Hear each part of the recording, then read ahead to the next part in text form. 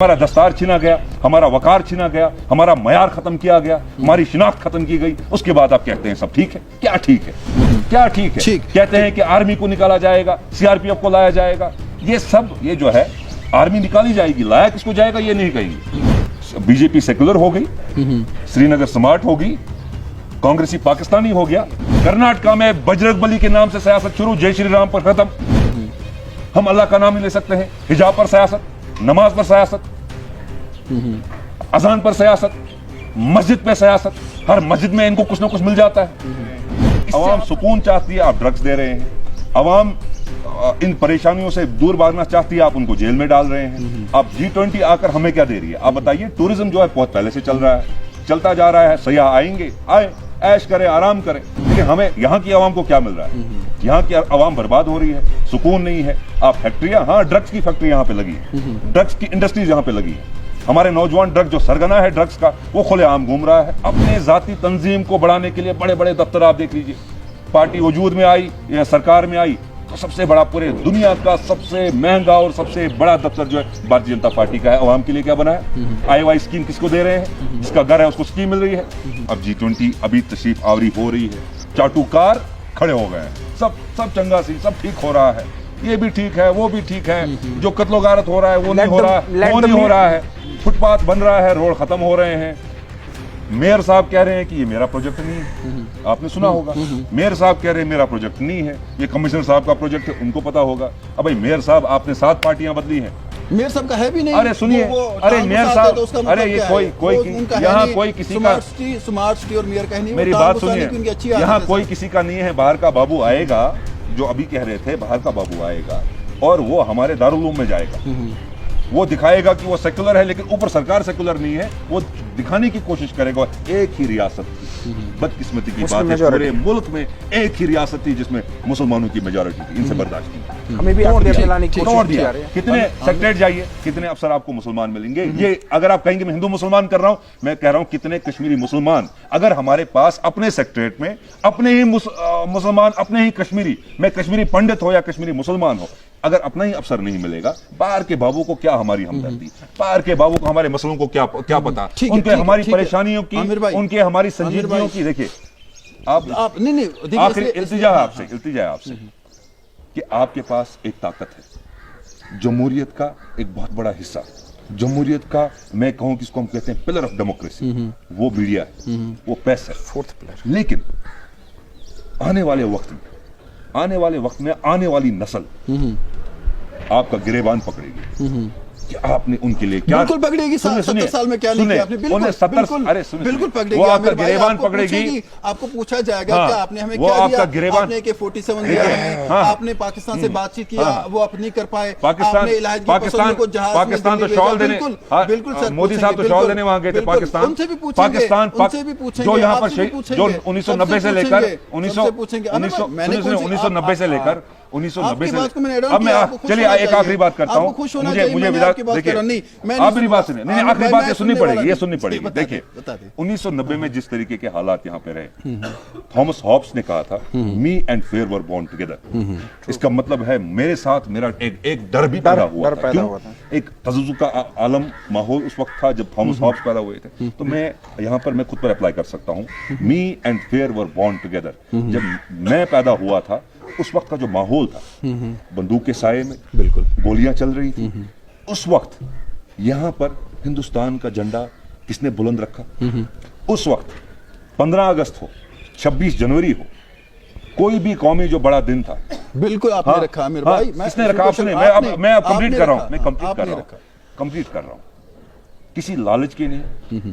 We are not paid nationalist नहीं थे। मेरे वालिद साहब की अगर आप हिस्ट्री देखेंगे, chief of the army staff medal, chief of the naval staff medal, DG's medal जो पुलिस को मिलता है, ठीक है, प्राइम मिनिस्टर्स एप्रिसिएशन, जितनी भी जो भी कुछ था।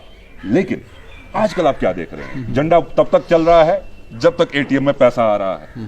पैसा बंद, झंडा नीचे, पैसा बंद, झंडा नीचे। I call them paid nationalist. Lal Chowk में झंडा लहरा रहा है, प्रोजेक्ट बनता है।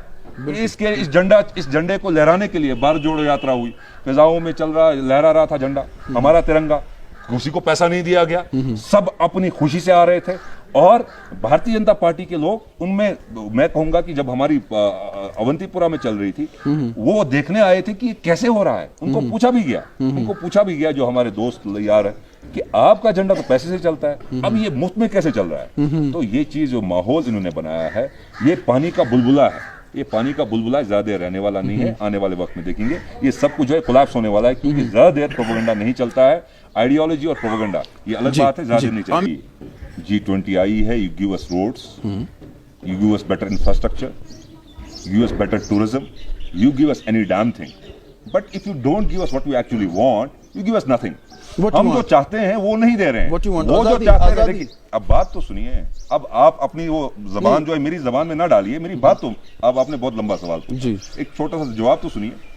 अब आप कुछ भी दे रहे हैं, अवाम जो चाहती है वो नहीं दे रहे हैं। अवाम जमहूरियत चाहती है, आप जमहूरियत नहीं दे रहे हैं। अवाम चुनाव चाहती है, आप चुनाव नहीं दे रहे हैं।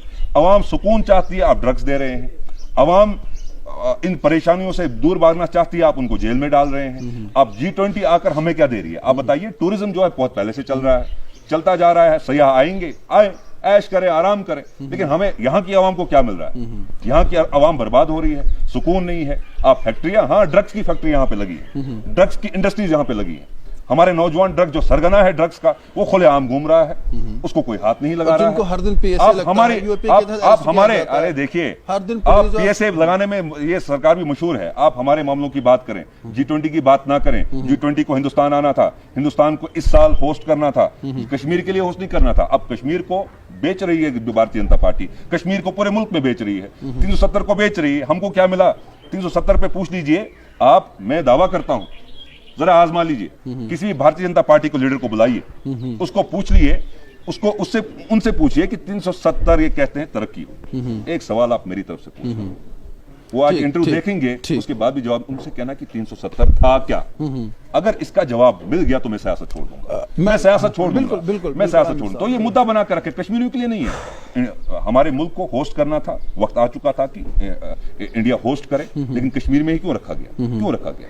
क्योंकि इनके एजेंडे में भी एजेंडा है, इनकी समिट्स में भी एजेंडा है, इनकी डेलीगेशंस में भी प्रोपेगेंडा है। ये हर मामले में कश्मीर को घुसाकर, कश्मीर के लिए नहीं, कश्मीर पर सियासत हो रही है। कश्मीरी अवाम पर, अवाम के लिए, नौजवान के लिए कुछ नहीं किया जा रहा है। कश्मीरी नौजवान को परेशान करके उस पर सियासत पूरे मुल्क में बेचा जा रहा है। क्या G20 आप लगाकर उसकी रट, और 70 साल की रट में जो जर्नलिस्ट, जो सहाफत से जुड़ा हुआ लोग, मेरे शख्स मेरे सामने आता है, 70 साल में क्या हुआ, 70 साल में क्या हुआ? 70 साल में ये हुआ कि आप जहां बैठे हैं, ये 70 साल में ही हुआ है। ये पिछले 2014 के बाद नहीं हुआ है। 2014 के बाद बताइए क्या बना, क्या बना यहाँ पर? आप बता दें। 2014 के बाद, 2014 के बाद हमारा मुस्तकबिल जो नौजवान है वो नशे में घूम रहा है, वो नशे में, उसका जो मुस्तकबिल है वो उस नशे में क्या, जो उसकी वो मस्ती में है। 70 साल में यहाँ पे कुछ था ही नहीं। जो दिया है कांग्रेस ने दिया है, और इन इरादों के खिलाफ, इनके इस मंसूबे के खिलाफ वाहिद एक तंजीम है जो उस अकड़ की कुर्सी से, उस इक़्तिदार की कुर्सी से नशे में ये बैठे हैं, वो वाहिद एक कांग्रेस पार्टी है।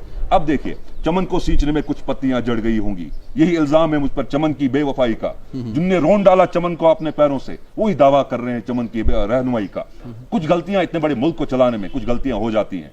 एक बहुत बड़ा मुल्क है जहां पर मुख्तलिफ मज़ाहिब हैं, मुख्तलिफ लैंग्वेजेस हैं, यूनिटी एंड डाइवर्सिटी है। आपने कभी ऐसा नहीं देखा होगा कि अवाम के खिलाफ सियासत हो रही है। आपने कभी ऐसा नहीं देखा होगा कि PM केयर फंड बना, RTI हुई, कहा गया ये सरकारी फंड नहीं है इसलिए जवाब नहीं आएगा, तो पैसा कहां गया? कहां गया? अपने जाती तंजीम को बढ़ाने के लिए बड़े बड़े दफ्तर आप देख लीजिए। पार्टी वजूद में आई या सरकार में आई तो सबसे बड़ा, पूरे दुनिया का सबसे महंगा और सबसे बड़ा दफ्तर जो है भारतीय जनता पार्टी का है। अवाम के लिए क्या बना है? IY स्कीम किसको दे रहे हैं? जिसका घर है उसको स्कीम मिल रही है। राशन कहां गया? चावल कहां गए? अब आप देख लीजिए, हमें जितने 5 किलो 15 किलो गरीब को मिलता था, उसको अब कितना मिल रहा है? तो आप ये बड़े मुद्दे, बड़ी इमारतें, बड़े महल मत बनाओ। जो जाती मुद्दे हैं, जो गरीब को यहाँ पर, देखिए यहाँ खामोशी है, यहाँ खामोशी है, दबाव है, डर है, एक फिजाओं में खौफ, एक ऐसा खौफ है कि यहाँ पर हाल ही में लाल चौक में एक डिबेट हुआ था, एक ऐसा ही डिबेट हुआ था, मुझे भी मौका मिल गया, मैंने वहां बात क्या की, बड़ी परेशानी का सबब बन गया मेरे लिए। मैं छत्तीसगढ़ क्या गया, छोटी सी तकरीर क्या की, परेशानी का सबब बन गया। जरा इजाजत दीजिए, हमें भी G20 से मिलाइए, फिर देखते हैं क्या होगा, फिर देखते हैं इनकी जो ये खोखले दावे, ये कॉस्मेटिक अप्रोच, ये नंगी इमारतें जो इन्होंने खड़ी की है। हमारा दस्तार छीना गया, हमारा वकार छीना गया, हमारा मयार खत्म किया गया, हमारी शिनाख्त खत्म की गई, उसके बाद आप कहते हैं सब ठीक है। क्या ठीक है? क्या ठीक है? कहते हैं कि आर्मी को निकाला जाएगा, CRPF को लाया जाएगा। ये सब, ये जो है आर्मी निकाली जाएगी, लाया किसको जाएगा ये नहीं कहेंगे, ये नहीं कहेंगे। अब क्या है कि अब ये मैं आप कहूंगा कि मैं डरता तो नहीं हूं, दबाया जाता है, क्योंकि किसी ना किसी को आवाम के साथ खड़ा रहना है। अभी इससे पहले भी कोई आपके साथ बैठा हुआ था, कह रहा था कि सब ठीक हो रहा है, ये हो रहा है, लेकिन आप जरा कागज पे देख लीजिए कि हम ग्लोबल पॉवर्टी इंडेक्स में हम कहां पर हैं, तो आप वो इंडेक्स मानते नहीं है, आप कहते हैं गलत है। जितने भी इंडेक्सेस आ रहे हैं हम पिछड़ते जा रहे हैं, ग्लोबल हैप्पीनेस इंडेक्स में हम पिछड़ते जा रहे हैं, पॉवर्टी इंडेक्स में हम पिछड़ते जा रहे हैं। Even Bangladesh and Pakistan is doing better than us, जिसको आप टारगेट करके उसको एक कंपैरिजन में पाकिस्तान को लेते हो, आप तो USA को नहीं लेते, आप तो फ्रांस को नहीं लेते, आप तो जर्मनी को नहीं लेते, लेकिन आप पाकिस्तान को एक एग्जांपल लेकर अपनी सियासतें चमकाने लगते हो। बीजेपी सेकुलर हो गई, श्रीनगर स्मार्ट होगी, कांग्रेसी पाकिस्तानी हो गया, नहीं वो चीज कांग्रेसी कम्युनल हो गया, कांग्रेसी कम्युनल हो गया। इनकी सियासत देख लीजिए क्या है। कर्नाटका में बजरंगबली के नाम से सियासत शुरू, जय श्री राम पर खत्म। हम अल्लाह का नाम ही ले सकते हैं। हिजाब पर सियासत, नमाज पर सियासत, अजान पर सियासत, मस्जिद पे सियासत, हर मस्जिद में इनको कुछ ना कुछ मिल जाता है। इससे आपका दिल दुखी नहीं होता है? कुछ भी दीजिए, दे दीजिए कुछ भी। मैं आपको कहता हूं, इस्लाम की बुनियाद और इस्लाम का इख्तिताम रसूल अकरम सल्लल्लाहु अलैहि वसल्लम है। तो इनने क्या किया? नुपुर शर्मा ने क्या किया? नसीम आनंद ने क्या किया? उत्तराखंड में क्या हुआ? ये हमारे मजहब पर आक्रमण करते हैं और उसके बाद हम कहेंगे हम मुसलमान नहीं है। अगर ये चीज बर्दाश्त होती है, मेरी बात सुनिए, मेरी बात सुनिए, अगर ये चीज हम नहीं, मजहब है, अगर ये मजहब पर सियासत करेंगे, नहीं मेरी बात सुनिए, मेरी बात सुनिए, ये मुकम्मल तारिक साहब, मैं एक give me 1 minute, I will conclude, उसके बाद मैं बात नहीं करूंगा। आप कहते हैं मजहब पर सियासत नहीं होगी, मुसलमान अकलियत में है, हिंदू मेजॉरिटी में, हिंदू को खतरा मुसलमान से, हिंदू गलत नहीं है। ये जो सरकार है उसको गलत दिखाने की कोशिश कर रही है। मुसलमान अजान के खिलाफ भी सियासत हुई, हिजाब के खिलाफ हुई, होली पर मुसलमानों के साथ क्या किया गया। उसके बाद इनके हिमायत में इनके तरफदार, इनके ठेकेदार अगर मुसलमान होने का दावा करते हैं तो मैं अपनी तरफ से फतवा जारी करता हूं कि वो मुसलमान ही नहीं है।